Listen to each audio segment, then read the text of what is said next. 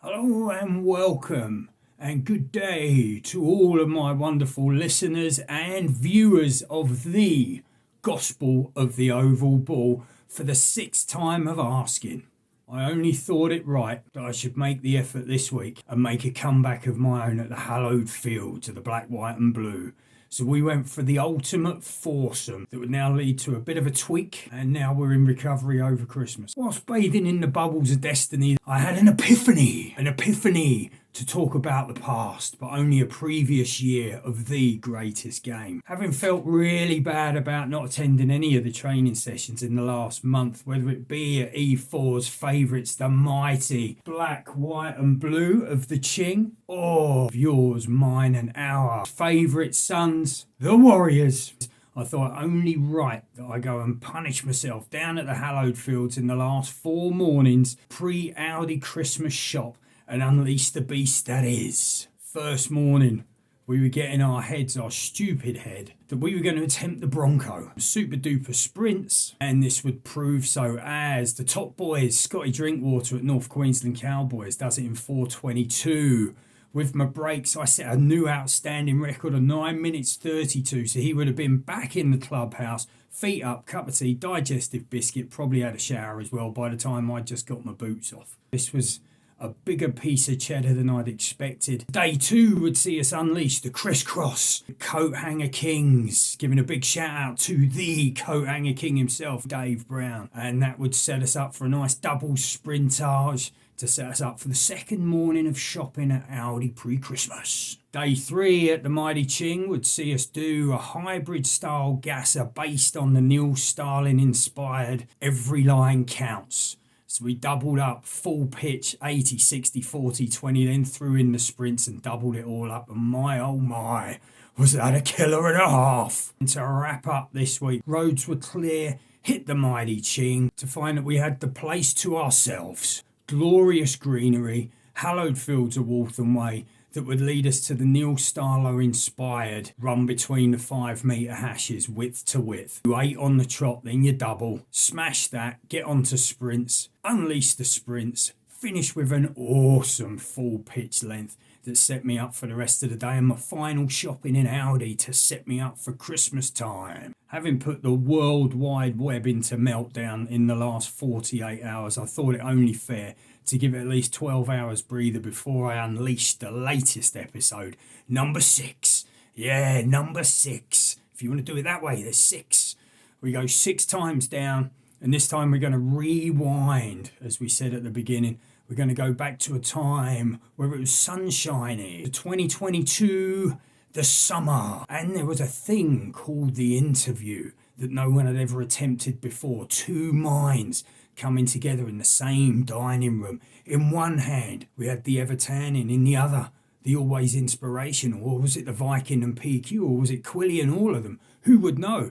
But we will rewind to that point and you will get to immerse yourself in the wonderful world that is the Gospel of the Oval Ball, episode 6. At Christmas time, it only seemed fair to get festive and give a little bit of history. So let's rewind back to 2022, the summer of a back-to-back championship run and an unbelievable playing experience and being on the park with the boys. Big shout out to the man that is Clint Hine and Kiwis in London for letting me still share all this good stuff on his platform. So we're not going to put it up just once, we're going to put it up twice for you, and you know what that means. Dubs up for the brothers. Let's go Warriors. Enjoy your Christmases, enjoy your New Year's, for 2024 is about to be upon us and the Challenge Cup gets underway and we'll be pushing that one soon. So much love to one and all. Happy Merry Christmas. If you're in a land far, far away from home, then there's no better information pack than to get into the Facebook life of Clint Hines, Kiwis in London. This guy has put everything out there for you to find you where you want to be, want to go where you could be. If you're at a loose end, look up Kiwis in London. If you're looking for a trip, look up Kiwis in London. Well worth it. Dubs up for the big Clint. He's a legend. 15 warriors, 15 Rugby League legends who put in an effort and a half in the vision of the great man himself, the one and only Kimbo Parkinson, left every ounce of sinew and sweat out on that paddock. Everyone put in 100%, maybe, but those 14 legends that were out there and the extra one on the edge put in an awesome shift that would see the Warriors come away with an unexpected victory in terms of the greater scheme of rugby league in London. An awesome display led by Jack. Bring the pain in the halves, leading and setting the backs up for Pete Henschel to do his propping power plays off the back, who would then hit the young TQ playing his first game at fullback for West London's Warriors, hitting those lines of destiny, setting up young Zeke on the outside of him, who was booming, absolutely booming all the way through. And then, of course, we got a second rower playing on the wing. I call him Huge. Everyone calls him Eugene. He is the man on two wheels for the best of the day. Eugene, who was powering through onto the other side. Every time he got the ball, he's making yards, setting up the platform for the other forwards. On my side of the ball, I was playing one edge. Can you believe it? Yes, I was the foil to Adam Dack's power. He was carving lines. He was setting the defence up for a huge fall. He'd be calling PQ all the time on flying like the wind. He cuts the other way. Bamboozles the defence. Setting a platform up for our forwards, but the backs and centres playing rugby league as Kimbo intended. And as the great man above always says, Warriors, this is where it was at. End-to-end stuff. First set, second set. The wings and centres doing their thing. Henshaw and Payne doing their thing. Carving it up. We'd be getting defensive structures set up. Pressure being applied all the time. Every play the ball. We were up there like rockets, exploding our defensive patterns. Having set the platform in the early tackles, this would then allow the cream of our props would be tearing holes through, bringing in bodies, attracting talent to tackle it, allowing us to get quick play the ball, and then we were away. With Chris Watkins, the man who counts bodies and devastation as he leaves them in his wake, would be then allowed to exploit the space, hit the Payne, hit the Henshaw, and we were flying and making yards all the way across. The middle, of course, we got Captain Concrete, my captain, Chris Williams, Super Chris, if you will. That boy was set up, necks out, guns out, ready to unleash the pain on anyone that wanted to take on Willow through the middle, which was always going to be unsuccessful. And it proved to be a downfalling point and could have changed the direction of the game. Coming off the bench, we had the sidestepper himself, Vince Hay, who come on after 20, devastated the opponents with some moves and a half. Sean Martin coming in there, who he was running straight line king, a bit like Sebby Taylor in the old days, who ran over me one time at the kick-off. We all remember how that one ended. Comes on the pitch, booms people. You got the flowing locks, like I keep saying, I can't say it enough. Pan 10, Tresemme, you have got to get on this guy's case. He can do with some of that. If he does that, you give him an extra second through the wind, and his aerodynamicity will take him to the promised land of genuine hair care products. Ben Yerby's your man. He was lighting up people in the second row. He was leaving gaps all the way through for the boys in the back to exploit. The man I've never had the pleasure of playing alongside on the same paddock at the same time. My very own Meat Mountain. The New Zealander, who everyone thinks he's an Aussie because by all accounts, he was in Australia from the age of 12. Boy's a Kiwi through and through. He was like Lord of the Rings. He was taking on all and sundry. He was booming. He was offloading. He was whacking. Awesome display, my man. Great to be in the same colour as you on the same paddock for the first time in the same time. By the time the red rocket come on, he was causing no end of problems. He would stick his head where the sun don't shine. He would stick his head where it's not wanted. All the hard yards, setting up more plays, which would ultimately lead to scoring bonanza. And boy, did we play some good stuff. Second half, we were under the cosh. Big bodies through. Repeat after repeat set. They had their chances. They took them. Warriors come together. Awesome defence. see us through to the very end, to the point where even I had to make a tackle, which made a difference to a point. But this tackle I will be able to make stretch out for at least a year. 80 minutes, one tackle. Get yourself some of that. West Warriors, great game. Awesome result. If you're in a land far, far away from home, then there's no better information pack than to get into the Facebook life of Clint Hines, Kiwis in London. This guy has put everything out there for you to find you where you want to be, want to go where you could be. If you're at a loose end, look up Kiwis in London. If you're looking for a trip, look up Kiwis in London. Well worth it. Dubs up for the big Clint. He's a legend. This is what everyone's been waiting for. This is the interview. The one and the only, ever tanning, always inspirational. He's going to be live and direct. Are you ready? Come join with me as we go deep into the mind and the wild imagination of the ever tanning. So, good evening. How are you? I am feeling good. Dare I say it? Tasty. My absolute pleasure to be here on the interview. The first one of many, I hope. And something we're going to be talking about is all rugby league, no doubt, which is great. So we've had a few questions from your beloved public, and they are all interested in just a few. We only want a few answers, just a few little tidbits and the adoring fan base that is London Rugby League. Are you ready? First question we've got is, how did you get such an incredible colouring in the last day? That's a great question. How does one so untanned get so tan? Really easy. And it has nothing to do with opening up curtains in the morning either, or sleeping under a 30-watt light bulb. All it comes down to is an intense 40 minutes on a beach in Walton-on-the-Naze, with a nice cooling breeze and no sun cream, and you too can get this red. Second question comes from a fan of West Warriors, believe it or not, and they have asked, who is the dreamboat poster boy of rugby league? And it can only be the one they call Johnny Bell. That's right, everyone. Johnny Bell is the poster boy of London Rugby League. Excellent. How and why did the West Warriors hookup come about? Rugby league fate is what I put it down to. Destiny, if you will. Two paths meet on one road, and it met along the same route as Kimbo's, and the rest is history. What a match. What a match made in heaven. And last but not least, this is the one that everyone needs to know and wants to know. Who is your man Mountainous? This is the question that everyone in rugby league in London needs to know the answer to. My man Mountainous. Everyone knows who my man Mountainous is. I won't give you the whole story because it takes too long, but this lad is something extra special. Jamie Diggle, born in the northeast, built in the northeast, unleashing in the southeast, playing the greatest game London has to offer, and what an even greater lad, some chili eating, pond swimming rugby league sensation.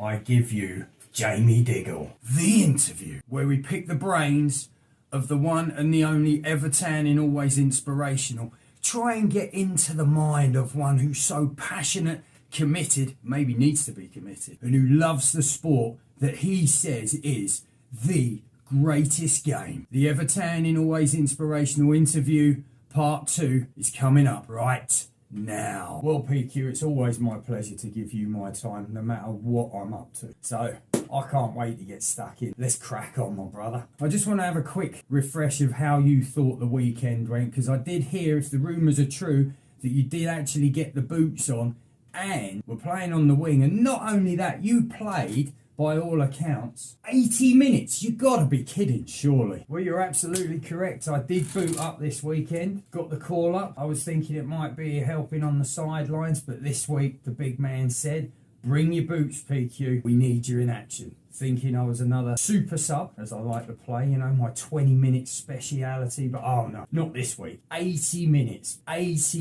we were out there for, playing on the edge of some awesome talent. Absolute pleasure to be on the field with all those guys this week. It was hard graft. I must have run about 16 miles, got well horsey at the end of it, but game's all about winning. We got the win on the field, on the road. I'd just like to get your review, if you will, of how you thought this weekend's performance stacked up. Nice sloping pitch, a bit like Batley in the summer, you know, with that nice sloping corner. But the boys stood up in the face of adversity. They had me to start with as well. Get a load of that. But the boys played an absolute peach of a game. Everyone was on point. Everyone was keeping tight in defence. Caught the home side unawares with our gameplay. And boy, were we making some tackles in yards. What a game to be part of. An absolute belting game. And we come away with the win. And the body felt it after as well. And then I'm sure once we got back to Young Rons, it was party central. A great win on the weekend. Awesome way to wrap up the season. So well done, boys. Bringing it home. Good stuff. And further to that point, with the Southern Conference League playoffs now at the semi-final stage, how do you see things panning out? What are your thoughts? Oh, you're right. It's a huge, huge weekend. The boys are on a road trip. They're on the fun bus. It's going to be a really tasty matchup. But hey, we've got the tastiest team in the league. Have you not seen it recently?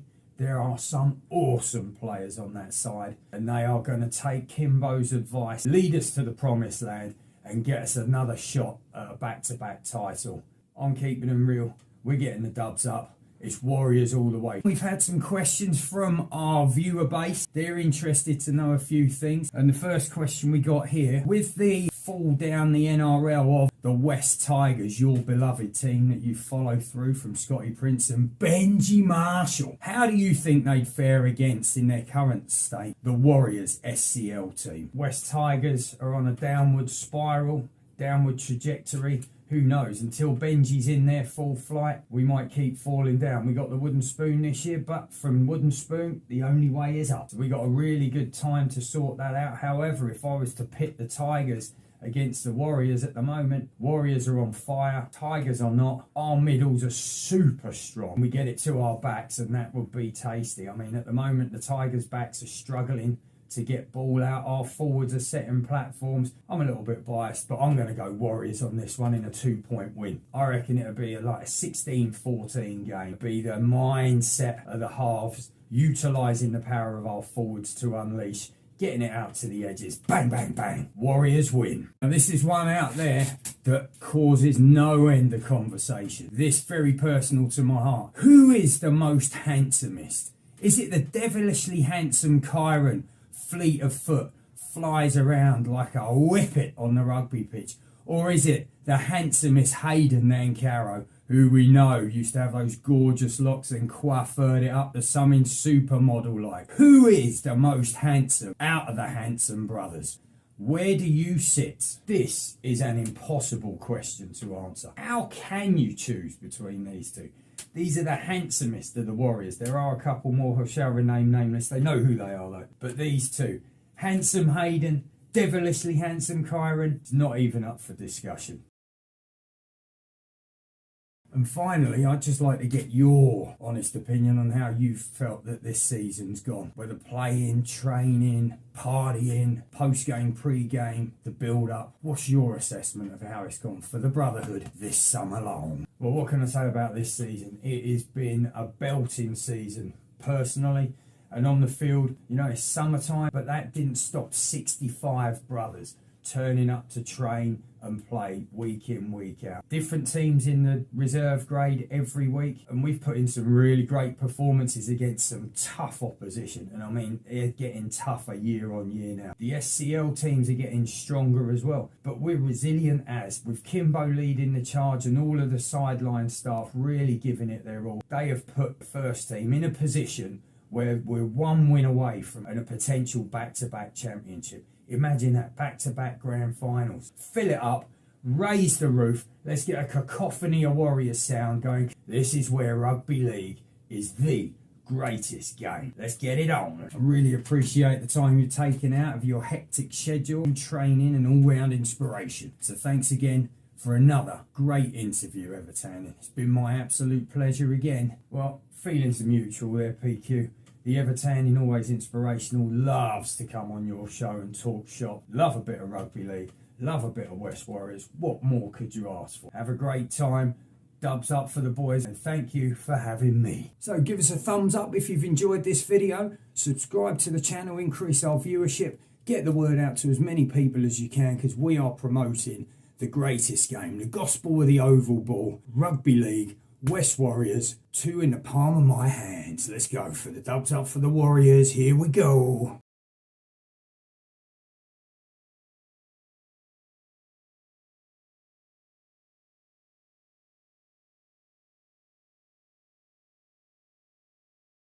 Big shout out to the man that is Clint Hine and Kiwis in London for letting me still share all this good stuff on his platform. So we're not going to put it up just once, we're going to put it up twice for you. And you know what that means? Dubs up for the brothers. Let's go Warriors. Enjoy your Christmases. Enjoy your New Year's, for 2024 is about to be upon us. And the Challenge Cup gets underway and we'll be pushing that one soon. So much love to one and all. Happy Merry Christmas.